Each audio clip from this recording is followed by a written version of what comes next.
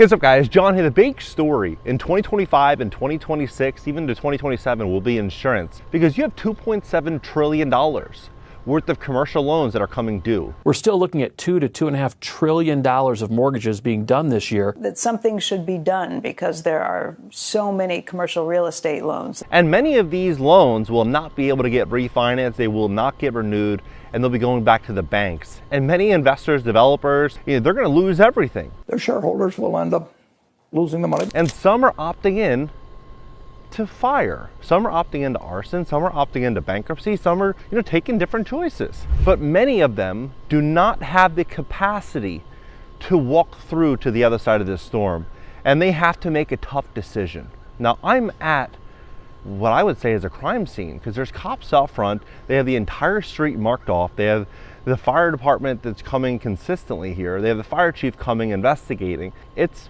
looks like a crime scene to me. This deal was acquired in 2021 at record low interest rates. 2021 for the housing market, with mortgage rates setting new record lows. I'm going to show you the cop cars, by the way. Record low interest rates. And so when you have record low interest rates at 3%, you could borrow $1 million hypothetically. $4,100, $3,800, in that range, right? It's almost like free money. But when your rates are 7.5%, that same $1 million might cost you $8,000 a month, $7,500 a month. Substantial. Now, when you look at what's happened with insurance has doubled. The national average for home insurance jumped 20% last year to more than $1,400 annually, and that's just for a $250,000 home. So when you have payments doubling on just the cost of capital, insurance doubling, you have a 50-year high in apartment construction unfolding at the same time. It is now on track to be, in fact, a 50-year high. That an affordability crisis is happening in America, where most people are struggling. I mean, you got over 40% of Americans using buy now, pay later for groceries. Buy now, pay later options when purchasing everyday items. U.S. consumers are increasingly using the installment loans to pay for everyday items, including groceries. They're not thinking $3,500 a month, one-bedroom apartments in Cleveland, right? This is what I've seen this with my own eyes. Going to Nashville, going to Atlanta, going to Phoenix, going to Austin, going to every big city in America last 6 months, looking at the amount of construction. You got 18,000 empty apartments just in Nashville, empty. Just between Miami and West Palm Beach, you have 40,000 vacant apartments. Think about how big of a problem we're walking into if you're one of those investors, right? It's a crisis. See, look, here, the street's marked off right here. Can't get access to it. Behind me, you got the cop cars here. You're not allowed to drive in the street right now. And this is the state of this building. It's totaled, right? It's destroyed.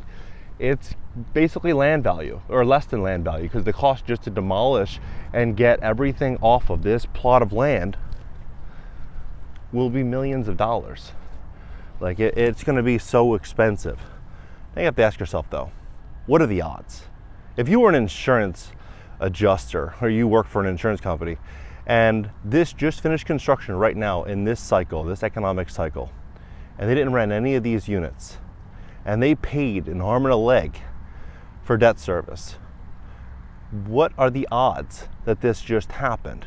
I would say the odds are pretty slim. Now, I'm not saying 100% this is what happened with the owner, but I am saying it's great timing, right? Because you could rent a home in this neighborhood with a driveway, 3-bedroom, 1 bath, for $1,700 to $2,000 a month.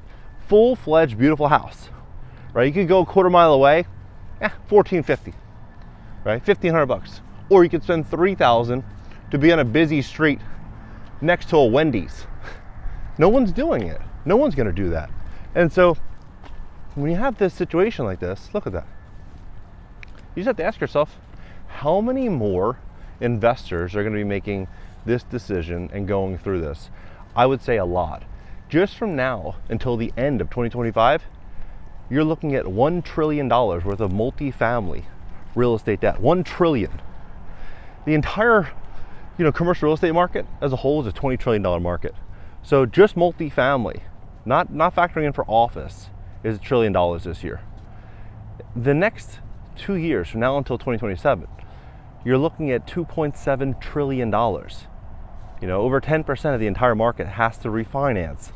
And so what I think is very likely going to happen is I think it's going to get harder and harder to get insurance. I think insurance companies are going to be much more skeptical. I think it's going to be harder to get loans. I think it's just overall going to be a very problematic market for a lot of these investors that have these loans, that have these deals. But I think it could also present an incredible opportunity. If you are a real estate investor that has capital that, you know, you'd be interested in lending to some investors that are in significant distress. You know, that's what Blackstone, a lot of these big conglomerates are doing.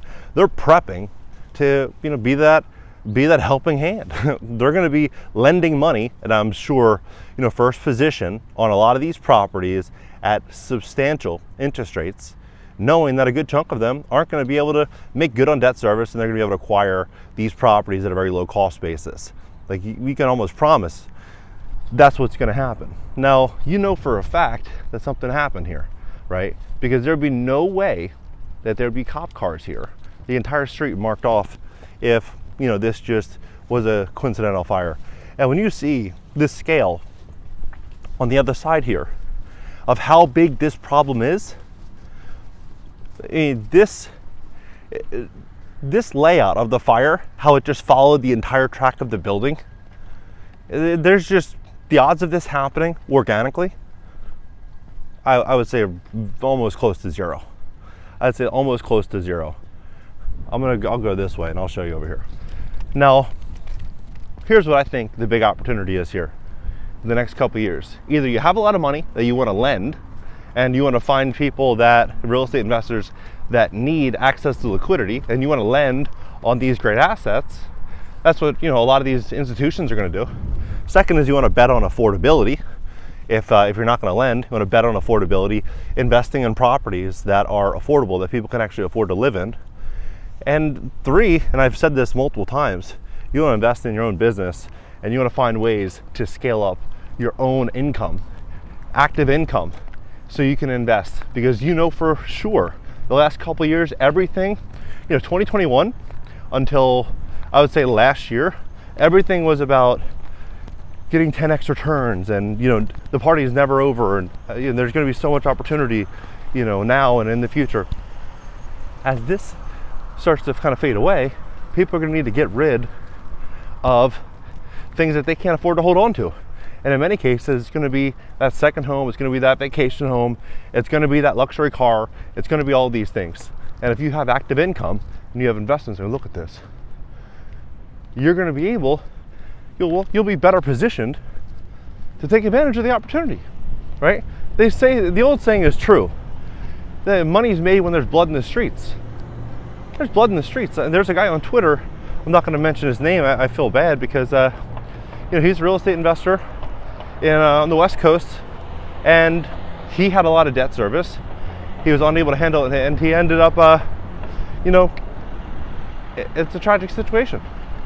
It's a tragic situation. You know, I'd always read his tweets. I thought it was very informative, and he seemed like a very, very smart guy. Had a family, and I feel bad for him, and feel really bad for his family that they went through that. But there's a lot of real estate investors and developers that right now are really against the wall, and they're going to be forced to sell. And so if you have a business and you can invest in your business and grow your business right now, you're going to be able to take advantage of some huge opportunities the next year or two.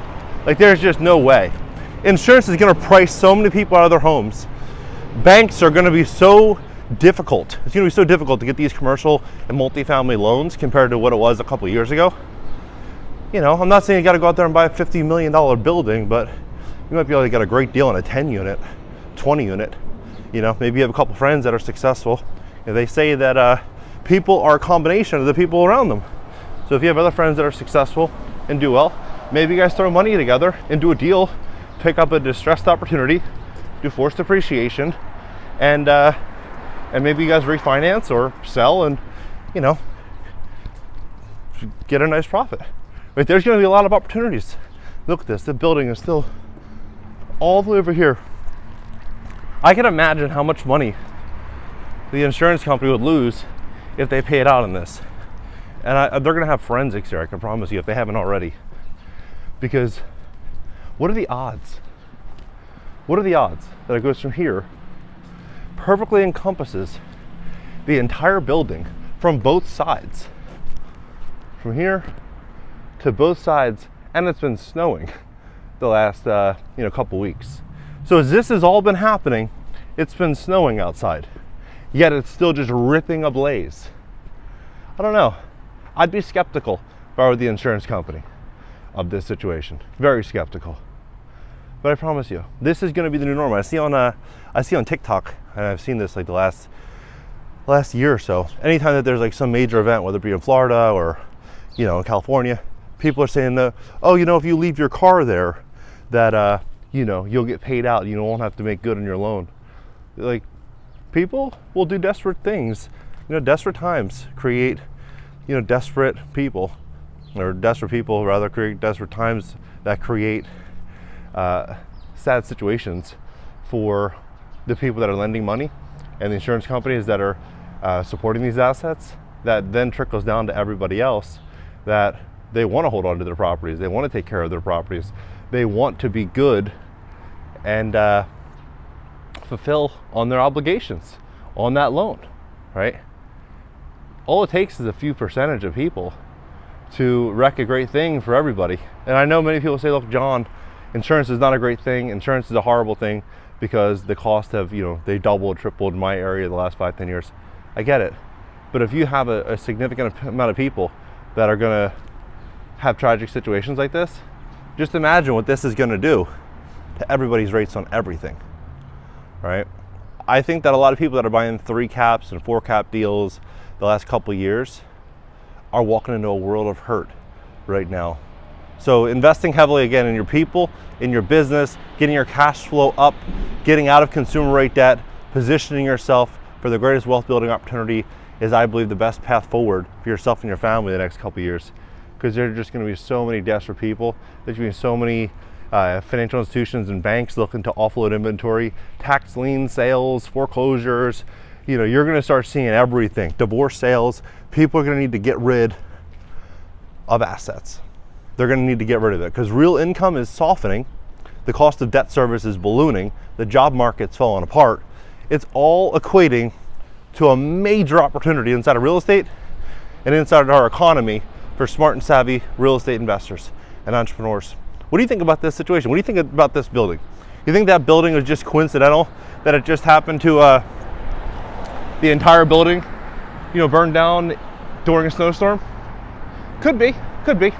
I'm not saying that the owner did that. I want to be very clear in case the owner's attorney is watching. But I am saying, what are the odds, right? What are the odds? Let's have a conversation about this. And crazy, absolutely crazy. And if you like to fix your credit to position yourself for financing, maybe you want to buy a duplex, triplex, fourplex, you want to take advantage of this wealth building opportunity, but you have bad credit, we'd love to help you at my company, GreatCreditFast.com. That's GreatCreditFast.com. If you have late payments, medical bills, charge-offs, foreclosures, bankruptcies, repossessions, or any negative or derogatory items in your credit report, go to GreatCreditFast.com.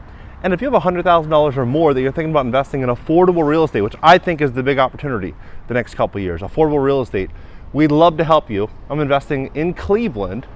I think it's one of the biggest opportunities in America right now. We'd love to have a conversation with you if you have $100,000 or more at singlefamilyinvestors.com. That's singlefamilyinvestors.com. Catch you next video.